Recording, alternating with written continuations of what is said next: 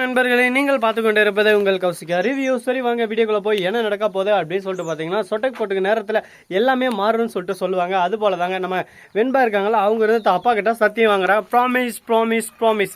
எதுக்காக அந்த ப்ராமிஸ் அப்படின்னு சொல்லிட்டு பார்த்தீங்கன்னா, நீங்கள் இனிமே எந்த காரணத்துக்காக அம்மாவை ஏற்று பேசக்கூடாது, அம்மாவை வீட்டை விட்டு அனுப்புறேன்னு சொல்லிட்டு சொல்லக்கூடாதுன்னு சொல்லிட்டு சொல்கிறாங்க. ஏன், எதனால, என்னாச்சு, ஏதாச்சு அப்படின்னு சொல்லிட்டு பார்த்தீங்கன்னா, எல்லாத்துக்கும் ஒரே ஒரு ரீசன் தாங்க. அது என்னடா ரீசன் அப்படின்னு சொல்லிட்டு பார்த்தீங்கன்னா, நம்ம மல்லி இருக்காங்களா, அவங்க எந்த ஒரு தப்பும் செய்யல, அவங்க எந்த ஒரு இதுலயும் இன்வால்வ் ஆகல. ஆனா அவங்க மேல பழிய போட்டு அவங்கள ரொம்பவே இன்சல்ட் பண்ணிட்டு ஓரமா உட்கார வச்சுன்னு இருக்காங்க. இது ரொம்பவே தவறான விஷயங்க. அது மட்டும் இல்லாம எல்லா விஷயத்திலும் மட்டம் தள்ளினே இருக்காங்க ராஜேஸ்வரியும் ரஞ்சிதமும்.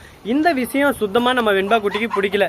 இதோ பாருங்கப்பா, இதுக்கு மேல என்னென்ன நடக்குது, ஏது நடக்குது அப்படின்னு சொல்லிட்டு பார்த்தீங்கன்னா, நம்ம வெண்பா மேலே எந்த ஒரு தவறும் இல்லைங்க. அவங்க சொல்கிறது 100க்கு 100 உண்மை தான். தான் அம்மாவை யாரும் கஷ்டப்படுத்தக்கூடாது, தான் அம்மா மேலே வீண் பழி வரக்கூடாது அப்படின்னு சொல்லிட்டு தான் அவங்க இவங்களோ போராட்டத்தில் ஈடுபட்டு இருக்காங்க. நம்ம விஜயம் அதுக்கேற்ற மாதிரி சரி ஓகே, இனிமேல் அவளை எதுவும் யாரும் கேட்க மாட்டாங்க, அப்படி கேட்டால் அடுத்த செகண்டே நானே அவங்கள என்ன ஏதுன்னு சொல்லிட்டு கேட்குறேன் அப்படின்னு சொல்லிட்டு சொல்கிறாங்க. இதை கேட்டதான் சரி ஓகேப்பா, என் மேலே சத்தியம் வைங்க, இதுக்கு மேலே மல்லி அம்மாவை யாரும் கஷ்டப்படுத்த மாட்டாங்க, நீங்களும் கஷ்டப்படுத்தக்கூடாது அப்படின்னு சொல்லிட்டு சொல்கிறாங்க. சரி ஓகேன்னு சொல்லிட்டு சத்தியம் பண்ணுறாங்க.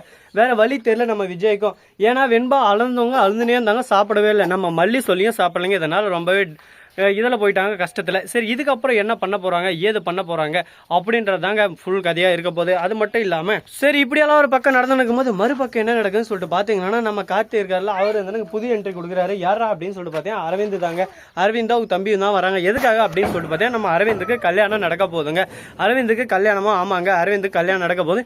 இனிமேல் அரவிந்தை வச்சு இவங்க கம்பேர் பண்ணுறது, பேசுறது, இந்த விஷயமெல்லாம் இனிமேல் நடக்காது. இதுக்கு மேலே அரவிந்த் சந்தோஷமாக அவரோட வாழ்க்கையை தொடங்க போகிறாரு. இதை வச்சு இனிமேல் மல்லியை யாரும் பிளாக்மெயில் பண்ண மாட்டாங்க, மல்லியும் இனிமேல் சந்தோஷமா இருக்க போறாங்க. இதை தெரிஞ்சதும் எனக்கே ரொம்ப சந்தோஷமா இருக்கு. எப்படியோ ஒன்னுடா, எல்லாரோட வாழ்க்கையும் சீரும் சிறப்பமா நல்லா இருந்தா சந்தோஷம் தானே அப்படின்னு சொல்லிட்டு ஒரு பக்கம் மனசுக்கு மகிழ்ச்சியா தான் இருக்கு. சரி இந்த மாதிரி எல்லாம் ஒரு பக்கம் ஓடின்னு இருக்கு. அதே சமயத்துல நம்ம ராஜேஸ்வரி இருக்கால, ஆமா கட்டியத்துக்கு ஒருத்தனும் யாருக்கு தெரியும், எல்லாத்துலயும் ஒரு லிங்க் இருக்குண்டா டோய் அப்படின்ற மாதிரி ரொம்பவே மட்டமா பேசின்னு இருக்காங்க. இதை கேட்டதான் செம கடுப்பாது எனக்கே ஒரு பக்கம். என்னடா இந்த அளவுக்கு ஒரு பொண்ணா இருந்துன்னு இவ்வளவு கேவல வியாதி மாதிரி பேசினிருக்காங்க. இவங்களுக்கு கொஞ்சம் கூட மனசாட்சின்றது இருக்காதா?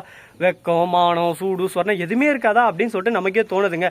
என்னங்க பண்ணுறது, அவங்களோட கேரக்டர் அது, நாம் அதை மாற்ற முடியுமா சொல்லுங்க பார்க்கலாம். அவங்கவுங்களுக்கு ஒரு மாதிரி ஆட்டிடியூடு, அவங்க ஆட்டிடியூடில் நம்ம எதுவும் பண்ண முடியாதுங்க. அதனால் அவங்கள எவ்வளோக்கு முடியுமோ அவ்வளோக்கு ஒதுக்கி நம்ம அடுத்த வேலையை எப்படி பார்க்கலாம், அடுத்து நம்ம எப்படி ப்ராசஸ் பண்ணலாம் அப்படின்னு சொல்லிட்டு நம்ம அடுத்த விஷயத்தை பற்றி தான் யோசிக்கணும். சரி இந்த மாதிரியெல்லாம் ஒரு பக்கம் படிப்படியாக போயின்னு இருக்கும்போது மறுபக்கம் என்ன நடக்குதுன்னு சொல்லிட்டு பார்த்தீங்கன்னா, நம்ம வெண்பா இருக்காங்களா, அவங்க இருந்து புதுசாக ஒரு பிரச்சனை உருவாக்க போகிறாங்க. என்னன்னு சொல்லிட்டு பார்த்தீங்கன்னா, இதுக்கப்புறம் மல்லியை பற்றி யாரும் பேசக்கூடாதுன்னா அப்பா கிட்ட சத்தி வாங்கிட்டோம். ஆனால் இருந்தாலும் இவங்க இப்படி பேசுகிறாங்களே, இந்த வீடியோ ஆதாரமாக எடுத்து வச்சலாம். இந்த வீடியோவை அப்பாவுக்கு அனுப்பிச்சு வச்சு அப்பாவை கிளிக்கு அப்பாவுக்கு அனுப்புகிறாங்க. உடனே அவர் இருந்துன்னு ராஜேஸ்வரிக்கு ஃபோன் பண்ணுறாங்க. என்னக்கா உங்களால் சும்மாவே இருக்க முடியாதா, ஏதான ஒரு பிரச்சனை உருவாக்கினே இருக்கீங்க, என் தலை எழுத்து எல்லாத்துலேயும் அப்படியே சும்மா இன்வால்வ் ஆகிறதுக்குள்ள என் தலை எப்படி வலிக்க தெரியுமா, ஏன் இந்த மாதிரி பண்ணுறீங்க, எதுக்காக பண்ணுறீங்க, ஒரு டைம் சொன்னால் உங்களுக்கு புரியாதாக்கா அப்படி இப்படி சொல்லிட்டு திட்ட ஆரம்பிச்சிடறேன். உடனே டே இந்த அக்காவோட ஏற்று பேசுகிறேன், அக்கா சும்மா இதவே பேசினுக்காதீங்க, நான் எத்தனை டைம் சொல்லியிருக்கேன் உங்களுக்கு, விட்டுருங்க அதோட அந்த பிரச்சனை அதவே மேலும் நீங்கள் வளர்த்துனே போனால் என்ன அர்த்தம் சொல்லுங்க பார்க்கலாம், எனக்கு ஒன்றும் புரியல. இதவே நான் வச்சுன்னு எனி டைம் இந்த பிரச்சனையவே உட்காந்து ஓரே அனுக்க முடியாது, எனக்கும் 1008 பிரச்சனை இருக்குது அப்படின்னு சொல்லிட்டு சொல்லிருக்காங்க. இதை கேட்டதை என்ன பண்றது ஏது பண்ணு சொல்லிட்டு தெரியாம ராஜேஸ்வரி என்னடா இது எல்லாரும் நமக்கு ஆப்போசிட்டா திரும்பிட்டாங்களே, இப்ப என்ன பண்ண போறோம், ஏது பண்ண போறோம், ஒன்னும் புரியலையே, ஐயோ கடவுளே நமக்கு மட்டும்தான் இந்த பிரச்சனையா அப்படின்னு சொல்லிட்டு ரொம்பவே மனசு உடஞ்சி போயிருக்காங்க. சரி இப்படியெல்லாம் ஒரு பக்கம் போனாலும் பிரச்சனை இல்லைங்க, இன்னும் எவ்வளவோ வாழ்க்கை இருக்கு, எல்லாத்தையும் ஒரு பக்கம் சகஜமா அசால்ட்டா அடி தூள் கிளப்பிட்டு போனோம். அப்போதான் வாழ்க்கையில் முன்னேற முடியும். அதை விட்டுட்டு ஒன்றுத்தே நினச்சின்னு புலம்பின்னு வந்தாலும் ஒன்றுமே பண்ண முடியாதுங்க. அடுத்தடுத்து நம்ம எப்படி அச்சீவ்மெண்ட் பண்ணுமோ அந்த மாதிரி அச்சீவ்மெண்ட் போனால் மட்டும்தான் வாழ்க்கையில் சக்ஸஸ் ஆக முடியும். சக்ஸஸ்ன்றது சாதாரணமாக யாரும் கிடச்சிடாது. எல்லாத்துக்கும் ஒரு நேரம் ஒரு காலன்னு ஒன்று இருக்குது, அதை பொறுத்து தான் எல்லாமே அமையும். அது மாதிரி நமக்கு அமையுமா அமையாதா, என்ன நடக்கும் ஏது நடக்கும்னு சொல்லிட்டு பொறுத்து வந்து பார்த்தா தெரியும் போது. அதுக்கு முன்னாடி இந்த வீடியோ பிடிச்சிருந்தா லைக் பண்ணுங்கள், கமெண்ட் பண்ணுங்கள், ஷேர் பண்ணுங்கள், டிண்டிங் மேலே தட்டி விட்டு போங்க.